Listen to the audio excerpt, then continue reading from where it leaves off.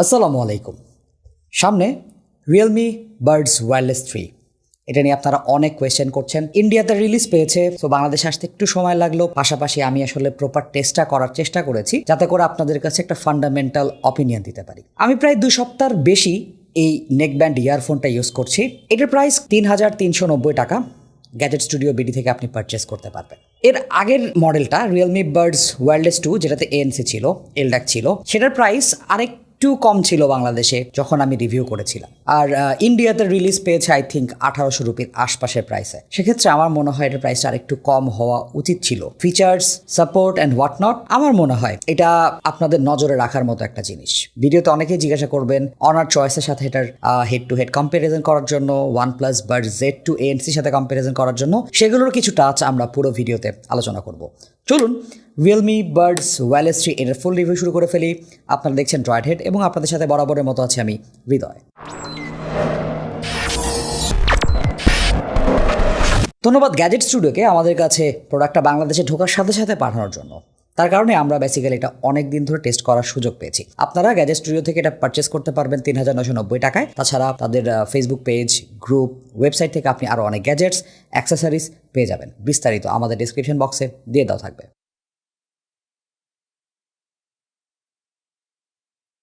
আগের জেনারেশনের থেকে কিছু দিক থেকে একটু ইমপ্রুভ করা হয়েছে, কিছু দিক থেকে একটু ডাউনগ্রেড করা হয়েছে। স্পেশালি এলডাক কোডেকটা বাদ দেওয়া হয়েছে। এটার build quality for the price আমার কাছে ওকে বলে মনে হয়েছে।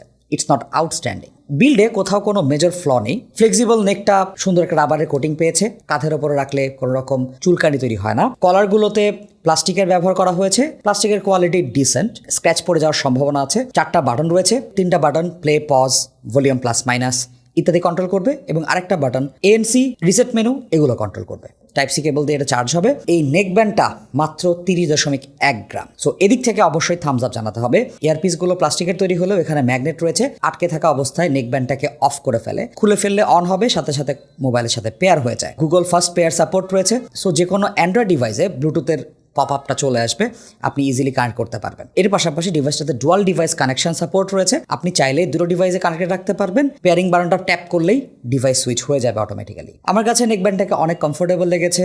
আপনি আউটডোরে, ইনডোরে যেখানে ইউজ করেন না কেন, এটার মাইক্রোফোন থেকেও একটা ভালো সাপোর্ট পেয়ে যাবেন। আমি এই নেকব্যান্ডটা ইউজ করে ভয়েস রেকর্ড করেছি, যে ভয়েস রেকর্ডটা আপনি শুনলে আরো ক্লিয়ার আইডিয়া পাবেন যেটা মাইক্রোফোনের দিক থেকে আপনাকে কিরকম সাপোর্ট দেবে। এই মুহূর্তে আমি রিয়েলমি বাডস ওয়্যারলেস 3 মাইক্রোফোন দিয়ে কথা রেকর্ড করছি। আমার ভয়েস একটু আগে আপনারা একটা ডিসেন্ট মাইক্রোফোনে শুনেছেন। এখন রিয়েলমির এই নেকব্যান্ডটা কিরকম ভাবে আমার ভয়েসটা পিক করে সেটা আপনাকে বুঝাবে, যেটা আপনি কল থেকে কেমন সাপোর্ট পাবেন। আমি গ্রাফ থেকে দেখতে পাচ্ছি এটা ব্যাকগ্রাউন্ড নয়েজ বেশ ভালোভাবে ইলিমিনেট করতে পেরেছে। এখন আমরা আউটডোরে শিফট করব। রিয়েলমি বাডস ওয়্যারলেস 3 নিয়ে আমি আউটডোরে চলে এসেছি। এই নেকব্যান্ডটা আউটডোরে কিভাবে আমার ভয়েস পিক করে সেই জিনিসটা আমরা এখন টেস্ট করে দেখব। বাকিটা আপনারা আপনার ইয়ারফোন বা হেডফোনে শুনতে পাবেন। যারা জিম করবেন তাদের জন্য এখানে IP55 ডাস্ট এবং ওয়াটারপ্রুফ রেটিং রয়েছে। সো এটা মোটামুটি পানি স্প্ল্যাশ, ময়লা ইত্যাদি থেকে বেঁচে থাকবে। আর যারা আউটডোরে ইউজ করবেন এবং নেক ব্যান্ডে আপনার জন্য এএনসি দরকার, তার এখান থেকে 30 dB এএনসি সাপোর্ট পাবেন। এএনসি পারফরমেন্স ডিসেন্ট এনাফ, আমার কাছে নেক ব্যান্ড অনুযায়ী খারাপ লাগে নাই। It's on par with Honor Choice. তবে আমার কাছে একটা জিনিস খারাপ লেগেছে, আপনি ANC on, off, ambient mode, এই 3টা মুড পাবেন।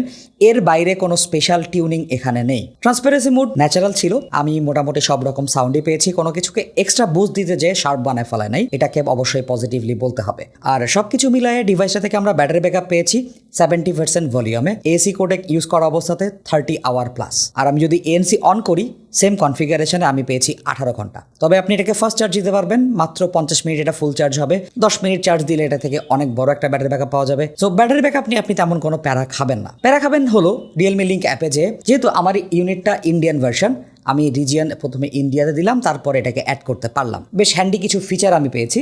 এএনসি অন অফ করতে পারবেন। সাউন্ড টিউনিং এর জন্য 4টা ডিফল্ট প্রিসেট দেওয়া হয়েছে। Clear vocal, natural balance, clear bass এবং বেজ বুস্ট। যারা বেজ লাভার আছেন ক্লিয়ার বেজে এনাফ বেজ পেয়ে যাবেন।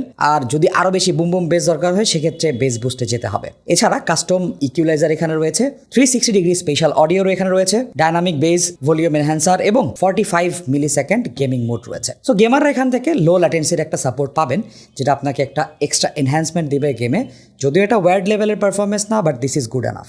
বাডসগুলোতে 13.6 মিলিমিটার ডাইনামিক ড্রাইভার ইউজ করা হয়েছে, যেটা বেসিক্যালি বেজের দিকে একটু ফোকাস বেশি। আমার কাছে এটা সাউন্ড ভালো লেগেছে। It's like wireless tour 95% close. যদিও ওটাতে এলড্যাক ছিল, এটাতে এলড্যাক নেই, এক্সট্রা হাইরেস কোডেকও সাপোর্ট নেই, তবে এটা সাউন্ড কিন্তু প্রিটি মাচ গুড। যারা একটু ব্যালান্সড বেজ হ্যাভি সাউন্ড পছন্দ করেন তারা এখান থেকে ফুল অন কভারেজ পেয়ে যাবেন। ইভেন ন্যাচারাল ব্যালেন্স সাউন্ড প্রোফাইলেও আমি মোটামুটি ভালোই বেজ পেয়েছি, যেটা আমার কাছে আমার লিসেনিং হ্যাবিটে এনাফ বলে মনে হয়েছে। বেজের স্পিড, টেক্সচার এগুলো আমার কাছে কোয়ালিটিফুল লেগেছে। মিড সেকশনটা একটু পেছনের দিকে হলেও থিন বা রিসেস না, যার কারণে মিডসের যে এঙ্গেজমেন্ট ওইটা আমি পেয়েছি।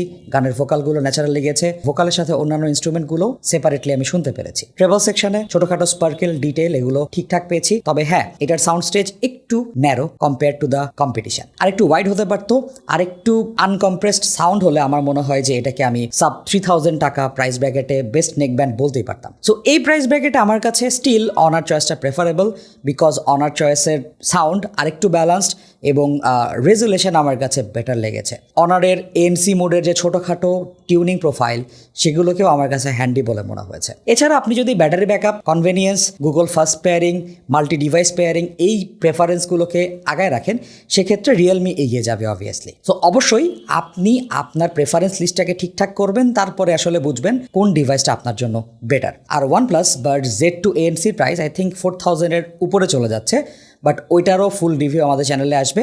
আমরা ওইটার সাথেও এটার হেড টু হেড কম্প্যারিজন ওই ভিডিওতে আপনাদেরকে জানাবো। এটার প্রাইস যদি কমে 3000 টাকার নিচে চলে আসে, সেক্ষেত্রে আমি এটাকে একটা চমৎকার ডিল বলবো। রিকমেন্ড অবশ্যই করা যায়, not the best in the market but solid choice. তো আমার মনে হয় আমাদের মেসেজটা আপনাকে ক্লিয়ারলি আমরা ডেলিভার করতে পেরেছি।